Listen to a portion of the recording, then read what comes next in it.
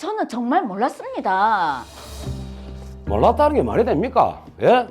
사업자 명의도 다 당신 이름으로 돼 있더만. 진짜 저는 남편이 하는 일 아무것도 모릅니다. 부부 사이인데 아무것도 모른다고. 참나.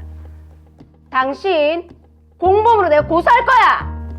그리고 당신 남편이 사기쳐서 투자받은 돈 이제 가압류 걸어서라도 어떻게 받아낼 테니까 어물쩍 넘어갈 생각 하지 마이소. 예? 진짜 왜들 이러세요? 저는 진짜 몰랐다고요.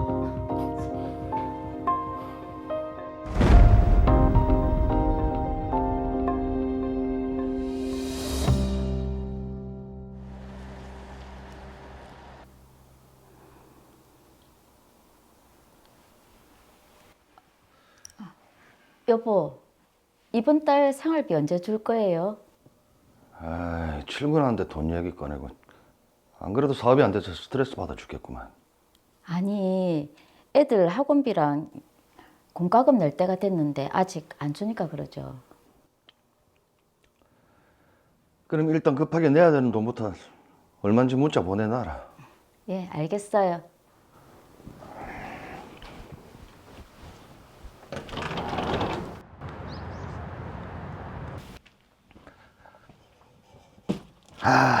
녹즙기 내가 만들었지만 진짜 대박 상품인데 이거 왜 이리 안 팔리노? 이 헛값에 팔아 넘겨도 이래 많이 남았으니.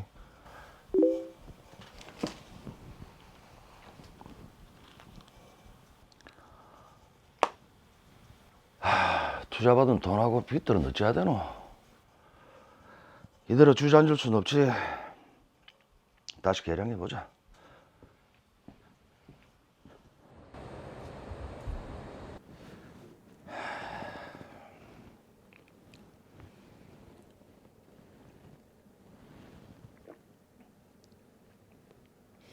그래, 이거다 이거. 건더기는 1도 안 느껴지고 이 진짜 제대로네. 이거 진짜 대박 칠 건데 신용불량이라 내 이름 앞으로 사업자 등록도 못 되고. 무슨 방법이 없나? 상품은 자신이 있으신 것 같은데 아우 참 뭐가 안 풀리나 보네요.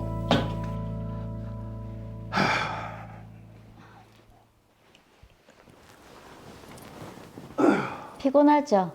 저녁 얼른 차릴 테니까 씻고 나와요. 그 당신 그 은행에 안 쓰는 계좌 있지? 있죠. 근데 왜요? 회사 사업에 필요해서 그러니까 당신 계좌랑 그 명의 좀 쓰자. 네 명이요? 그러니까 이름만 쓰는 거니까 걱정할 거 없다. 그래도 회사 사정이 내가 안 좋다 안 하더나 생활비는 벌어야 될 거 아이가. 내가 다 알아서 할 테니까 당신은 신경 쓰지 마라.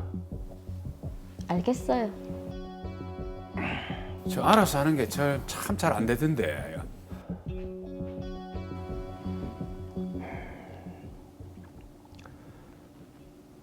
집사람 명의로 사업자 등록도 했고 JS 녹즙기 이름도 딱이네.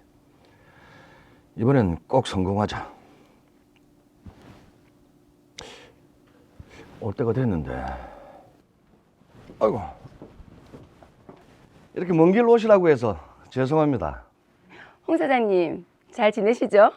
예, 덕분에 잘 지내고 있습니다. 제가 먼저 찾아뵈야 되는데 이렇게 먼 길로 오시라고 해서 죄송합니다. 일단 앉으십시오.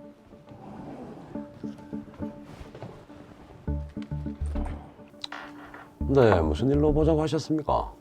이번에 저희 회사에서 사활을 걸고 만든 제품이 있어서 투자를 부탁드리려고 이렇게 모셨습니다. 녹즙기입니다. 요즘 같은 시기에 특히 건강에 관심이 많지 않습니까? 기존에 있던 제품들의 단점을 포함해서 개발한 제품입니다.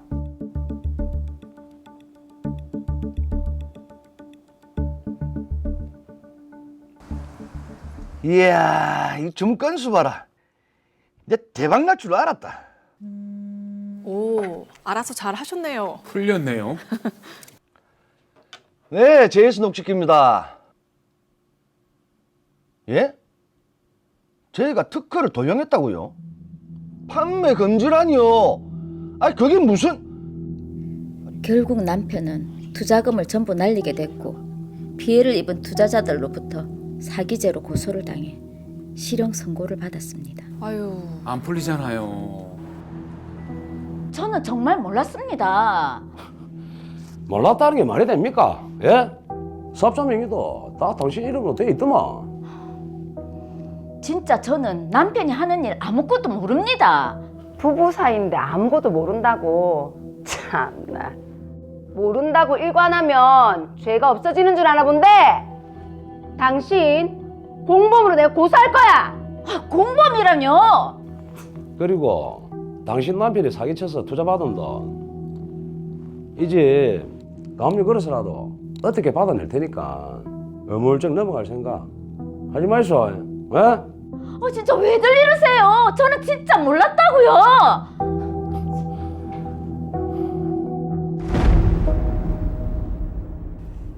자, 아내 나순진 씨가 남편에게 명의만 빌려줬지 사정을 잘 몰랐던 것 같은데 참 난감하게 됐네요. 그렇죠. 이런 난감한 상황은 빠르게 사건 정리로 해결을 시작을 해야 됩니다. 나순진 씨의 남편 홍정표 씨는 녹즙기를 개발해 판매했지만 사업이 잘 되지 않아 수억 원대의 채무를 지게 됐습니다. 신용불량으로 더 이상 자신의 이름으로 사업을 할 수 없게 된 홍정표 씨. 하지만 재기를 꿈꿨습니다. 아내 나순진 씨의 명의로 새롭게 사업자 등록을 하고 상호만 바꾼 채 녹즙기 계량형을 개발합니다. 그리고 지인인 김호준 씨와 박영희 씨에게 투자를 받아 사업을 진행했는데요. 계량형 녹즙기는 호평을 거두며 잘 팔렸습니다. 하지만 다른 회사로부터 자신의 특허를 도용했다는 이유로 판매 금지 가처분을 당했고 결국 투자금을 다 날리게 됩니다. 홍정표 씨로 인해 피해를 입은 투자자들은 홍정표 씨를 사기죄로 고소했고 실형을 선고받았는데요. 홍정표 씨에 대한 형사처분으로는 투자금을 회수하기 어렵다는 것을 알게 된 투자자들이 사업 명의자인 나순진 씨에게 불법 행위로 인한 손해배상과 공범으로 형사고소하겠다라는 상황입니다. 자, 일단 드라마를 보면 나순진 씨는 정말 남편에게 생활비를 타쓰는 전업주부였던 것 같은데 그렇죠. 투자자들이라는 사람들이 찾아와서 책임을 져라라고 하니까 얼마나 당황스러운 일입니까? 그렇습니다. 자, 김태현 변호사님 이 사건 어떻게 보셨습니까? 아내 나순진 씨, 지금 상황이 많이 당혹스럽고 막막하실 것 같습니다.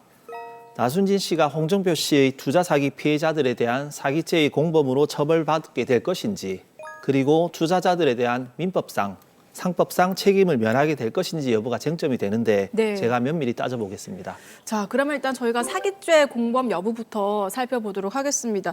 투자자들이 이제 두 사람이 부부고 지금 사업자 명의도 나순진 씨로 되어 있으니까 공범으로 고소하겠다라는 입장인 것 같아요. 네, 현재 투자자들은 나순진 씨를 방조범으로 고소를 한 상황입니다. 형법상 방조 행위는 정범이 범행을 한다는 점을 알면서 그 실행 행위를 용이하게 하는 모든 행위를 말합니다. 네. 형법상 사기죄의 방조범이 성립하기 위해서는 정범인 홍정표 씨가 투자자들을 기망해서 재물을 교부받거나 재산상의 이익을 취득한다는 사실을 인식하고 자신이 홍정표 씨의 행위를 용이하게 하도록 돕는다는 점에 대한 인식까지 있어야 합니다. 야, 근데 지금 나순진 씨 같은 경우에는 아까 드라마에서 보셨지만 남편이 내가 다 알아서 할게. 명의를 그냥 빌려줬단 말이죠. 맞아요. 예. 사업이 어떻게 돌아가는지는 나순진 씨는 전혀 몰랐던 것 같습니다. 그렇습니다. 네, 맞습니다. 제가 미리 사건에 대해 좀 더 조사를 해봤는데 나순진 씨는 남편 홍정표 씨의 사업에 전혀 관여한 적도 없고 잘 알지도 못하는 남편에게 매달 생활비를 받아 쓰는 전업주부였습니다. 그렇죠. 남편이 타인의 특허를 도용해서 사업 아이템을 만들고 이를 이용해서 투자자들로부터 사업 자금을 투자받거나 차용해서 사업을 운영할 것이라고 알고 있거나 미리 예견했다고 보기는 어렵습니다. 네. 따라서 자신의 명의를 빌려줘서 남편이 다른 사람으로부터 투자 사기를 할 수 있도록 용이하게 해줬음을 전제로 하는 사기의 방조는 성립하지 않습니다. 나순진 씨가 사기죄 방조범으로서의 책임은 없다는 이제 말씀이신데 그렇습니다. 자, 그렇다면 사기 방조죄가 성립하지 않는다는 것은 민사상으로도 책임이 없다는 뜻일까요? 그렇지는 않습니다. 오. 형법상 사기죄의 성립 요건에는 고의만 필요하지만 민법상 타인에 대한 불법 행위가 성립하는 요건에는 고인 외에 가실도 포함됩니다. 과실.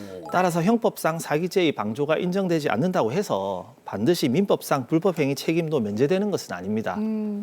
과실에 의한 불법 행위 방조가 있을 수도 있고 이는 형법상 죄를 구성하지 않는다 하더라도 민법상 손해배상 책임의 요건이 될 수 있습니다. 네. 그래서 가실 여부를 잘 따져봐야 할 것 같습니다.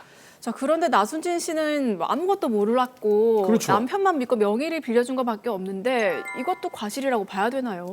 예, 볼 수도 있습니다. 어. 나순진 씨가 세상 물정을 잘 모른 채 남편만 믿고 남편의 사업을 도와준다고 자신의 명의와 계좌를 남편에게 교부해서 남편이 나순진 씨의 명의로 사업을 하게 해줬다면 종국적으로는 가실에 의해서 남편의 투자 사기를 도운 결과에 이를 수도 있습니다.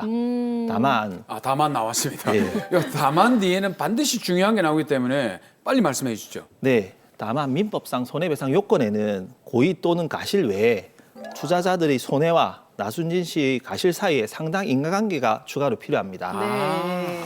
나순진 씨가 남편에게 자신의 명의로 사업을 하도록 이름을 빌려준 것이 사회통념상 바로 남편의 투자 사기에 직접적인 원인이 됐다고 보기에는 비약이 있는 것 같습니다. 그 말씀은 나순진 씨가 책임을 지지 않아도 된다는 말씀이신가요? 예, 이 경우 나순진 씨가 사업자 명의를 남편에게 빌려줘서 남편이 사업을 하는 데 대한 사실의 인식이 있었다고 하더라도 그러한 사실의 인식이 피해자들의 손해와 상당 인과관계가 있는 원인이 됐다고 보기는 어렵습니다. 네. 그렇기 때문에 나순진 씨는 불법 행위로 인한 손해배상 책임을 부담하지 않아도 될 것으로 보입니다. 그런데 여기서 한 가지 더 따져봐야 할 것이 있습니다. 어떤 부분을 따져봐야 될 것 같습니까? 예, 우리 민법에는 사용자 책임이란 것이 있습니다. 예. 오, 사용자 책임. 요거 지금 저희들이 몇 번 다뤘었는데 예. 보통 사용자 책임이라고 하면 고용주가 직원을 관리를 잘 하지 못해서 그 책임을 사용자가 진다. 뭐 이런 내용이었던 것 같은데 맞아요. 지금 나순진 씨 같은 경우는 사업 명의자가 돼 있으니까 고용주라고 보고 이런 사용자 책임을 진다는 얘기인데 나순진 씨가 사용자로서 뭐 하는 게 있습니까? 예, 그 사무장님 말씀이 정확합니다. 예, 사용자 책임이라 하면 예. 사실상 어떤 사람이 다른 사람을 위해서 그 지휘 감독 아래 그 의사에 따라 사무를 집행하는 관계가 있으면 인정이 됩니다. 네. 하지만 드라마 사례의 경우 남편 홍정표 씨는 사업주 명의만 아내 나순진 씨 이름을 빌렸을 뿐 본인이 실질적인 사업의 주체로 나순진 씨에 의해서 지휘 감독을 받거나 하는 자도 아니었기 때문에 그렇죠. 네. 남편 홍정표 씨의 사업상 투자 사기의 피해자들이 나순진 씨에 대해서 홍정표 씨의 사용자로서의 책임을 묻기는 어려워 보입니다. 일단 그렇게 된다면 나순진 씨는 큰 혐의점에 대해서는 벗어날 수 있을 것 같은데, 자, 그런데 좀 걸리는 게요. 이 명의를 빌려준 것에 대해서 뭐 도의적인 책임을 져야 된다거나 뭐 이런 건 없습니까? 예, 상법상 명의 대여자의 책임 여부는 사안에 따라 다를 수 있습니다. 상법 제24조의 규정에 의하면 명의 대여자의 책임은 명의자를 영업주로 오인하여 거래한 제3자를 보호하기 위한 것이므로 거래 상대방이 명의 대여 사실을 알았거나 모른 데 대해서 중대한 가실이 있는 때에는 책임을 지지 않는다는 취지입니다. 명의 대여자의 책임 문제는 사기 피해자의 인식과 투자 사기 실행 방법에 따라 달라질 수 있습니다. 자, 사기 피해자의 인식과 투자 사기 실행 방법에 따라 달라질 수 있다고 하셨는데 이게 어떻게 된다는 얘기입니까? 예, 먼저 남편이 투자를 받거나 네. 금전을 차용했을 당시 투자자들과 사이에 남편 본인을 투자받는 자 혹은 차용인으로 해서 차용증 등을 작성 교부하고 아내인 나순진 씨 계좌로 금전을 받았을 경우에는 네. 투자자들이 실제 사업 주체를 남편으로 인식하고 투자하거나 금전을 대여했다고 보여집니다. 그렇죠. 이런 경우는 투자자나 금전 대여자들이 사업의 명의자가 나순진 씨임을 들어 나순진 씨에게 명의 대여자로서의 책임을 묻기는 어려워 보입니다. 근데 만약에 말이죠. 이 남편이 투자를 받을 때 우리 아내가 투자자고 이 또 차용인이다. 이렇게 해가지고 계약을 하게 된다면 어떻게 되죠? 예, 이 경우에는 즉 남편이 투자자들과 사이에 나순진 씨를 투자받는 자 혹은 차용인으로 한 차용증 등을 작성해서 투자자들에게 교부하고 그 투자금을 나순진 씨 명의의 계좌로 받았다면 나순진 씨로서는 명의 대여나 계좌 대여의 사유를 막론하고 상법상 명의 대여자로서 남편과 연대 피해자들에게 손해를 배상해 줘야 합니다. 그러니까 이제 정리를 해보면 투자를 받을 때 투자 약정서 그리고 차용증의 차용인이 누군지가 만약에 누가 사인을 하는지. 사인을 예. 누가 하느냐에 따라서 이게 사업 주체로 그렇죠. 보느냐 안 보느냐 이렇게 나눠질 수 있다는 얘기네요. 네, 맞습니다. 그것이 중요합니다. 예. 자, 그러면 나순진 씨는 지금 통장만 빌려줬는데 명의 대여자 책임에서 벗어날 수 있을까요? 없을까요? 어떻습니까? 예, 드라마 사례의 경우 투자자들은 나순진 씨의 남편을 사업 주체로 인식하고 네. 투자 약정서도 남편을 상대방으로 작성했기 때문에 나순진 씨에게는 명의 대여자의 책임도 인정되지 않을 것으로 보입니다. 네, 정말 다행입니다. 나순진 씨 정말 전전긍긍하셨을 텐데. 그러니까요. 예. 자, 마지막으로 나순진 씨께 한 말씀 부탁드립니다. 드라마 사례의 경우 다행히 나순진 씨에게는 과실에 의한 사기 방조범은 성립하지 않고 민사상 손해배상 책임 그리고 상법상 명의 대여자 책임도 면할 수 있을 것으로 보여집니다. 다만 부부간에 또는 가까운 지인의 부탁으로 어쩔 수 없이 명의 대여를 했더라도 사안에 따라서 종국적으로 책임을 부담하는 경우가 있을 수 있습니다. 그러므로 명의 대여는 무익한 행위라는 점을 항상 명심하시고 유의하셔야 합니다.